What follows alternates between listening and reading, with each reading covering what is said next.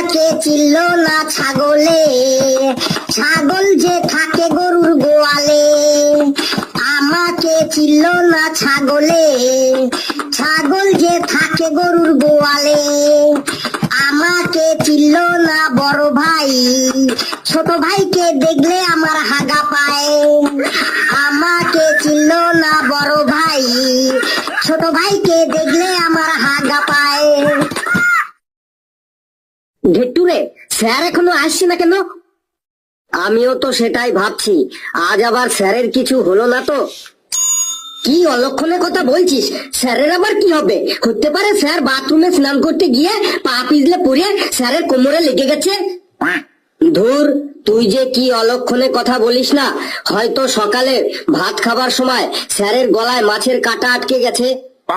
তোরা তখন থেকে স্যারকে নিয়ে এত অলক্ষণে কথা বলছিস কেন? তাহলে স্যারের এত দেরি হচ্ছে কেন? স্যার তো কোনোদিন এত দেরি করে না। তাই বলে কি স্যার বাথরুমে পড়ে গেছে, স্যারের গলায় মাছের কাঁটা আটকে গেছে? তাহলে কালু, তুই আইডিয়া করে বল, স্যারের আসতে এত দেরি হচ্ছে কেন? স্কুলে আসার সময় সাইকেল নিয়ে রাস্তার ধারে ড্রেনেও তো পড়ে যেতে পারে। আমাদের আইডিয়া গুলো সব অলক্ষণে, আর তোর আইডিয়াটা লক্ষণে, তাই তো? এই, কার আইডিয়া অলক্ষণে আর কার আইডিয়া লক্ষণে সেটা পরে দেখবি। ওই দেখ, স্যারের পায়ের আওয়াজ পাওয়া যাচ্ছে। আমার মনে হয় স্যার চলে এসেছে। সত্যি তো, আমারও মনে হয় স্যার চলে এসেছে। দাঁড়া সবাই। Good morning sir. আরে, এইটা তো লেবু। বসে পড় সবাই। কি রে লেবু, তুই আজ এত দেরি করলি যে? লেবু বড়, আজ এত দেরি হলো কেন তোর? সেটা পরে বলছি, আগে বল, স্যার তো এখনো আসেনি। না রে, স্যার আজকে এত দেরি করছে কেন কে জানে। তেদা কথা বলছিস না তো? সত্যি বলছিস তো? স্যার তো এখনো আসে নাই। সত্যি সত্যি সত্যি, তোর চুলের দিব্যি দিয়ে বলছি, এখনো স্যার আসেনি।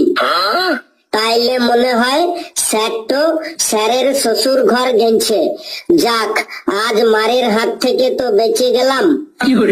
লেবু, তুই ঠিকই বলেছিস, কিন্তু আমাদের তো সময় কাটছে না। স্যার কখন আসবে কে জানে। স্যার যতক্ষণে না আসে আমরা কি বসে থাকবো চুপচাপ? স্যার যতক্ষণে না আসে আমরা কি বসে থাকবো চুপচাপ? আবারও বলছি, স্যার যতক্ষণে না আসে আমরা কি বসে থাকবো চুপচাপ? আগে আগে ততক্ষণে আমাদের সবার মধ্যে গানের লড়াইটা হন যাক। বাহ লেবু বাহ, দারুণ শায়েরি বললি কিন্তু। সত্যি লেবু একটা একদম অরিজিনাল শিল্পী লোক। আমি তো লেবুকে যতই দেখি ততই অবাক হয়ে যাই। পেছি, তুই অবাক তো পরে হবি, আগে গানের লড়াই তো শুরু কর। তুমি আগে শুরু করো লেবু। না, আজ ফেলু শুরু করুক লড়াইটো, তারপরে ঘেটু, শেষে আমি গাইবো। নে ফেলু, শুরু কর গানের লড়াই। বেশ, লেবু ভাই যখন বলছে তখন আমি শুরু করি গানের লড়াই। 1 2 3 4 5 6 7 8 9 10 11 12 13 14 15 14 15 16 17 18 19 20 21 22 23 24 25 26 27 28 29 30 31 32 33 34 35 36 37 38 39 40 41 42 42 43 44 45 46 47 48 49 50 51 52 53 54 55। নে এবার ঘেটু, তুই ন দিয়ে গান শুরু কর। বেশ, ন দিয়ে তো গাইছি। নান্টু ছেলে ফান্টু আমার মোবাইলটা কিনেছে, 500 টাকা দেওয়ার কথা ছিল, নান্টু 200 টাকা দিয়েছে। নান্টুর ছেলে ফান্টু আমার মোবাইলটা কিনেছে, 500 টাকা দেওয়ার কথা ছিল, ফান্টু 200 টাকা দিয়েছে। আমি যখন খেতে বসি ফান্টু বাজায় বাঁশি, হাত না ধুয়ে এতো হাতে কেমন করে আসি। আমি যখন খেতে বসি ফান্টু বাজায় বাঁশি, আসি, হাত না ধুয়ে এটো হাতে কেমন করে আসি। ফান্টু তুই 500 টাকা দিলে দিয়ে যা, না হলে তুই আমার মোবাইলটা ফেরত দিয়ে যা। লে লেবু, তুই আ দিয়ে গান শুরু কর। আ দিয়ে তো গাইছি।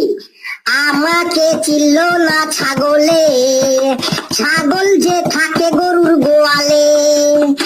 আমাকে চিনল না ছাগলে, ছাগল যে থাকে গরুর গোয়ালে। আমাকে চিনল না বড় ভাই, ছোট ভাইকে দেখলে আমার হাগা পায়। আমাকে চিনল না বড় ভাই, ছোট ভাইকে দেখলে আমার হাগা পায়। এই কি হচ্ছে এইসব? তোরা কি এখানে বরযাত্রী এসেছিস নাকি কনে যাত্রী এসেছিস? আমার আসতে একটু লেট হয়েছে আর তোরা সব গান শুরু করে দিয়েছিস।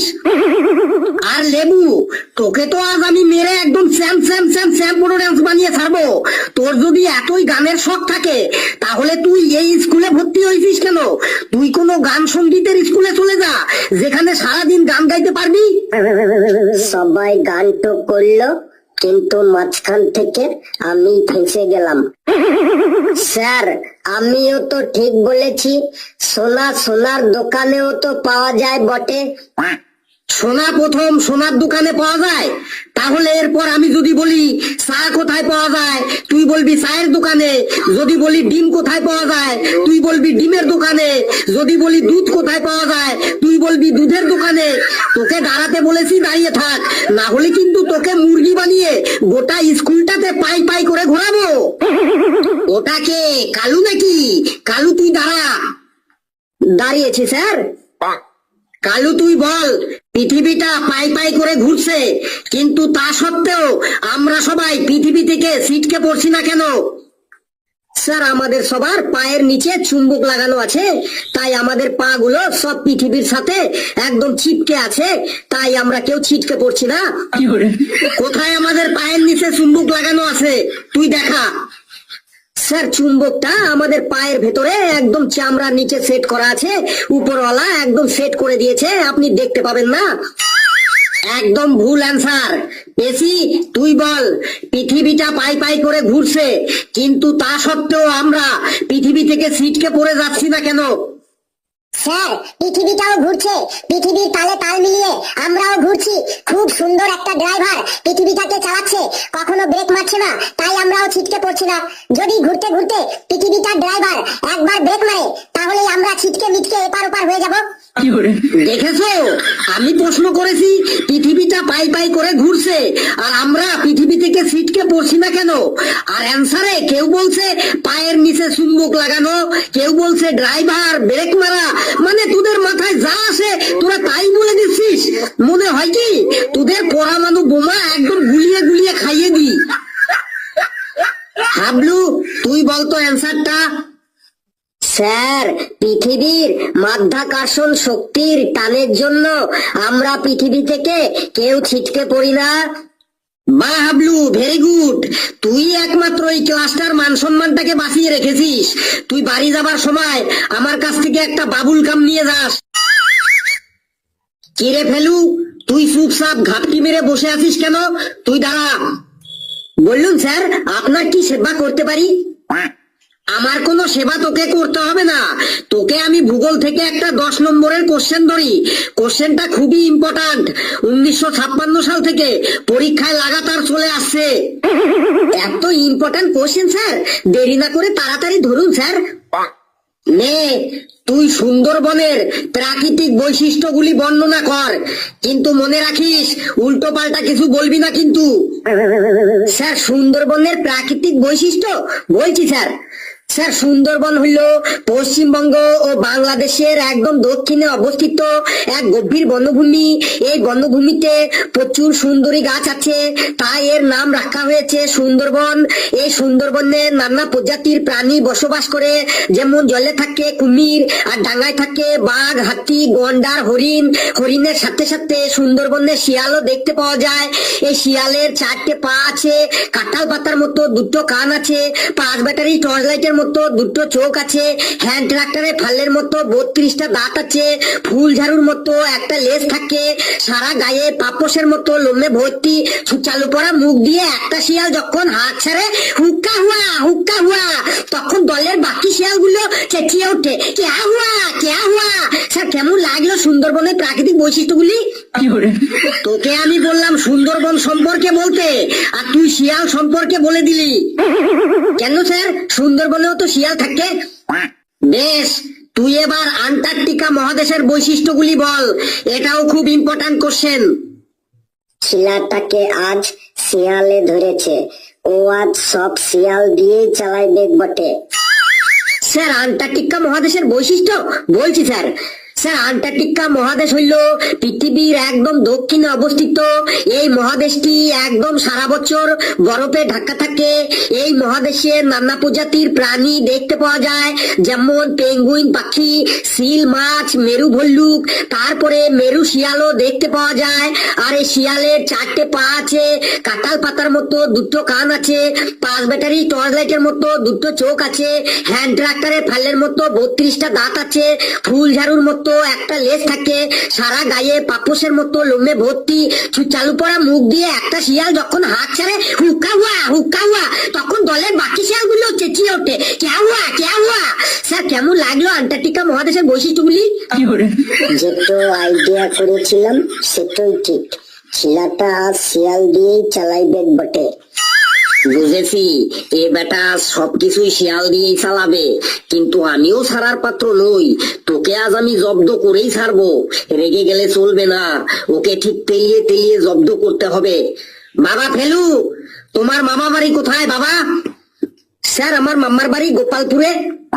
তোমার মামার বাড়িতে কোনো শিয়াল আছে? না স্যার, আমার মামার বাড়িতে 2টো কুকুর আছে আর একটি বিড়াল আছে, কোনো শিয়াল টিয়াল নেই। বেশ, তাহলে তোমার মামার বাড়ির প্রাকৃতিক পরিবেশের বৈশিষ্ট্যগুলি বলো। এবার দেখি তোর মামার বাড়িতে শিয়াল কি করে আনিস তুই। বলছি স্যার। স্যার আমার মামার বাড়ির প্রাকৃতিক পরিবেশটা খুবই ভালো। চারিদিকে চাষের জমি, উপরে খোলা আকাশ, আর মাঝখানে আমার মামাদের ছোট্ট গ্রাম। দিনের বেলায় মামার বাড়িতে নানান রকমের পাখির কলরব শুনে মনটা একদম ভরে যায়, কিন্তু সন্ধে নামার পর রাত হলে চারিদিকে ঘুটঘুটে অন্ধকার হয়ে যায়, আর তখনই চারিদিক থেকে শিয়ালের ডাক শুনতে পাওয়া যায়।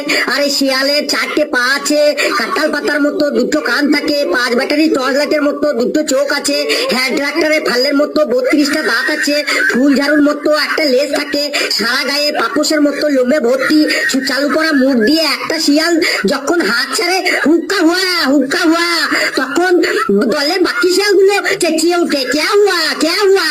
স্যার কেমন লাগলো আমার মামার বাড়ির প্রাকৃতিক পরিবেশটা? এই বললি তোর মামার বাড়িতে কোনো শিয়াল নেই, তারপরেও শিয়াল এলো কি করে? স্যার মামার বাড়িতে শিয়াল নেই, কিন্তু আশেপাশে তো আছে। নে ফেলু, তুই এক কাজ কর, তুই এবার আমার সম্পর্কে মানে আমার বৈশিষ্ট্যগুলি বলতো, মানে তুই আমার সম্পর্কে কিছু বলতো দেখি এবার তুই আমার মধ্যে শিয়াল আনিস কি করে। ছেলেটা মনে হয় এবার ফেসে গেল, সেক্টর মধ্যে ও শিয়াল কি করে আমি দেখি। স্যার আপনার সম্পর্কে বলবো? এত সহজ কোশ্চেন ধরলেন? কথা না বাড়িয়ে তুই বলা শুরু কর।